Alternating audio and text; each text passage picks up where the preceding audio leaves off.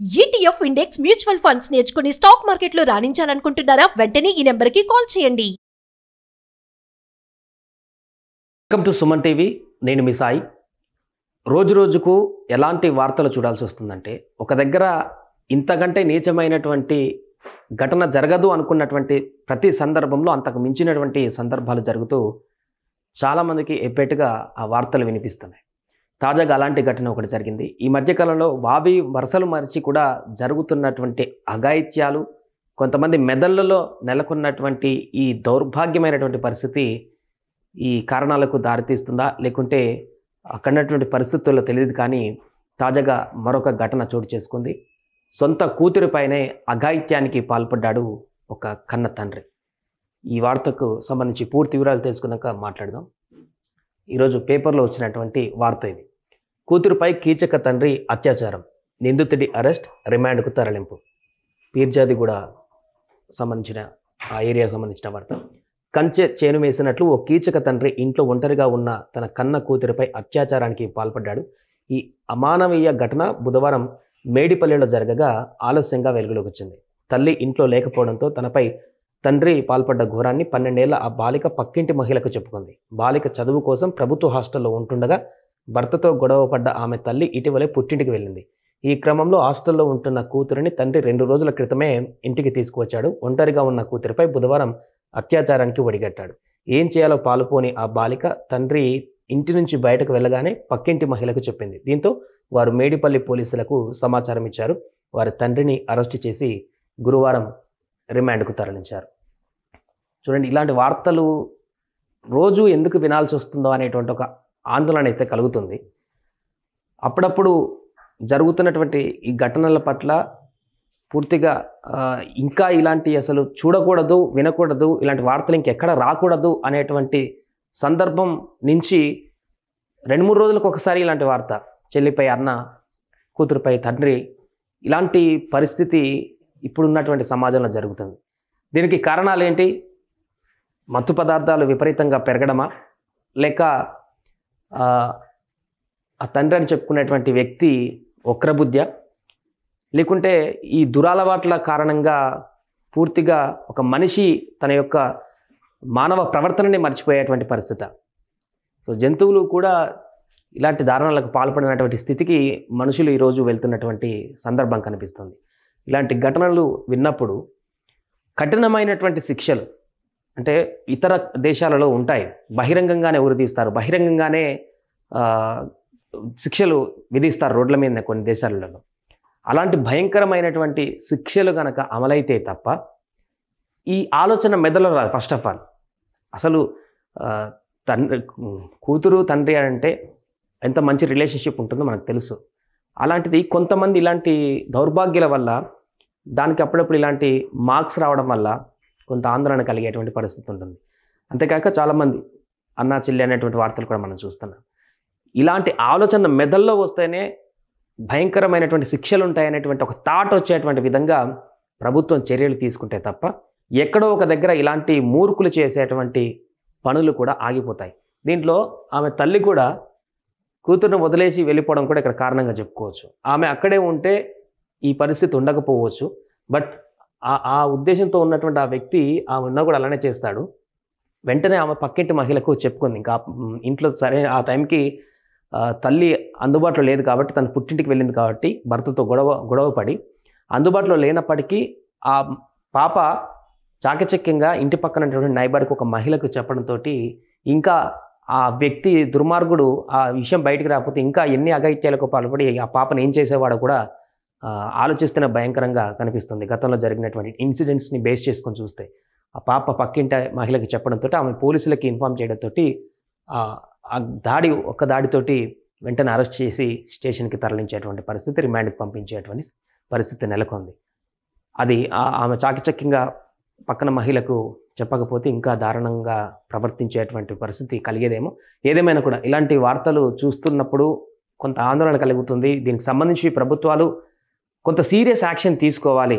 అదేవిధంగా కొన్ని స్వచ్ఛంద సంస్థలు ఉన్నాయి, అవి కూడా నిరంతరం అవేర్నెస్ కలిగించేటువంటి ప్రయత్నం చేయాలి. ఎందుకంటే రాను ఇలాంటి మీరితే సమాజంలో ఇంకా విపరీతమైనటువంటి పోకడలకు దారితీసి అప్కమింగ్ ఇప్పటికే చూస్తున్న వచ్చే జనరేషన్ పిల్లలు మొత్తం ఈ యొక్క మొబైల్ సాంకేతికతకు అలవాటు పడి గతంలో ఉన్నటువంటి మన భారతీయ సంస్కృతిని కూడా మర్చిపోయేటువంటి విధంగా వాళ్ళు వెళ్తున్నారు ఇప్పుడున్నటువంటి కాలానికి అనుగుణంగా.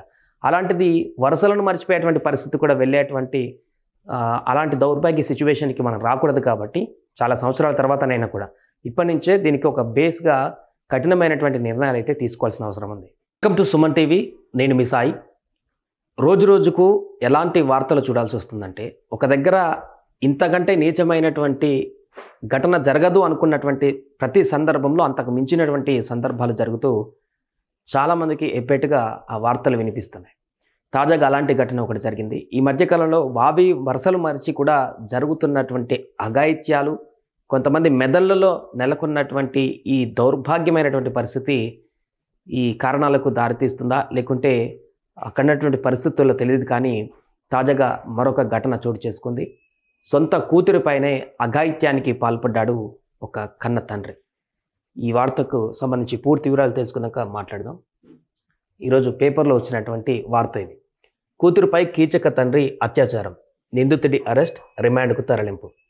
పీర్జాదిగూడ సంబంధించిన ఆ ఏరియాకు సంబంధించిన వార్త. కంచె చేను వేసినట్లు ఓ కీచక తండ్రి ఇంట్లో ఒంటరిగా ఉన్న తన కన్న కూతురిపై అత్యాచారానికి పాల్పడ్డాడు. ఈ అమానవీయ ఘటన బుధవారం మేడిపల్లిలో జరగగా ఆలస్యంగా వెలుగులోకి వచ్చింది. తల్లి ఇంట్లో లేకపోవడంతో తనపై తండ్రి పాల్పడ్డ ఘోరాన్ని 12 ఏళ్ల ఆ బాలిక పక్కింటి మహిళకు చెప్పుకుంది. బాలిక చదువు కోసం ప్రభుత్వ హాస్టల్లో ఉంటుండగా భర్తతో గొడవ పడ్డ ఆమె తల్లి ఇటీవలే పుట్టింటికి వెళ్ళింది. ఈ క్రమంలో హాస్టల్లో ఉంటున్న కూతురిని తండ్రి 2 రోజుల క్రితమే ఇంటికి తీసుకువచ్చాడు. ఒంటరిగా ఉన్న కూతురిపై బుధవారం అత్యాచారానికి ఒడిగట్టాడు. ఏం చేయాలో పాలుపోని ఆ బాలిక తండ్రి ఇంటి నుంచి బయటకు వెళ్ళగానే పక్కింటి మహిళకు చెప్పింది. దీంతో వారు మేడిపల్లి పోలీసులకు సమాచారం ఇచ్చారు. వారి తండ్రిని అరెస్టు చేసి గురువారం రిమాండ్కు తరలించారు. చూడండి, ఇలాంటి వార్తలు రోజు ఎందుకు వినాల్సి వస్తుందో అనేటువంటి ఒక ఆందోళన అయితే కలుగుతుంది. అప్పుడప్పుడు జరుగుతున్నటువంటి ఈ ఘటనల పట్ల పూర్తిగా ఇంకా ఇలాంటి అసలు చూడకూడదు, వినకూడదు, ఇలాంటి వార్తలు ఇంకెక్కడ రాకూడదు అనేటువంటి సందర్భం నుంచి 2-3 రోజులకు ఒకసారి ఇలాంటి వార్త, చెల్లిపై అన్న, కూతురుపై తండ్రి, ఇలాంటి పరిస్థితి ఇప్పుడున్నటువంటి సమాజంలో జరుగుతుంది. దీనికి కారణాలు ఏంటి? మత్తు పదార్థాలు విపరీతంగా పెరగడమా, లేక ఆ తండ్రి అని చెప్పుకునేటువంటి వ్యక్తి వక్రబుద్ధ్యా, లేకుంటే ఈ దురలవాట్ల కారణంగా పూర్తిగా ఒక మనిషి తన యొక్క మానవ ప్రవర్తనని మర్చిపోయేటువంటి పరిస్థితి. సో జంతువులు కూడా ఇలాంటి దారుణాలకు పాల్పడినటువంటి స్థితికి మనుషులు ఈరోజు వెళ్తున్నటువంటి సందర్భం కనిపిస్తుంది.